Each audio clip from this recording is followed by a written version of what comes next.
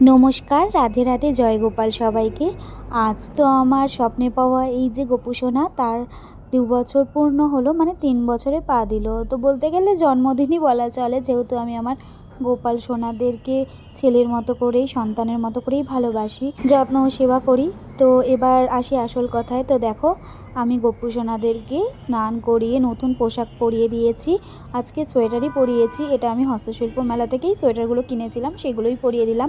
তো তারপরে গোপু সোনাদেরকে আর বাকি দেবদেবীদের ভোগ নিবেদন করে দিলাম। তো আজকে গোপু সোনাদের ভোগ নিবেদনের স্পেশাল ছিল হচ্ছে মিষ্টির দোকান থেকে আনা সম্পূর্ণ নিরামিষ রাধাবল্লভী বা নানপুরি, আর তার সাথে ছিল হচ্ছে চানার তরকারি, আর কেকের মধ্যে পেস্ট্রি এনে দিয়েছি, আর ছিল ক্রিম রোল। তো এটা হচ্ছে আমি সকালে ভোগ নিবেদন দিয়েছি, মানে হচ্ছে ওই একটু বেলা করে। তারপরে একটুখানি চা খেয়ে নিয়ে, গলাটাকে ভিজিয়ে নিয়ে, গোপু সোনাদের একটু গুড়ের পায়েস বানিয়ে দেবো, তাই আবার গুড়ের পায়েস বানাতে লেগে পড়লাম। ওই কথায় আছে না, ভগবানের ইচ্ছা থাকলে সব হয়। আমি কিন্তু একদমই পায়েস বানাতে জানতাম না, মানে পায়েস বানাতে রীতিমতো ভয় পেতাম। তারপরে একদিন কি ইচ্ছা হলো, তখন পায়েস বানিয়েছিলাম। তো তখন থেকেই মনে সাহসও চলে এসছে। তো আজকে তার জন্য একদম চিনি ছাড়া, এটা শুধুই গুড় দিয়ে পায়েসটা বানিয়ে গোপু সোনা বাকি দেবদেবীদের ভোগ নিবেদন করলাম।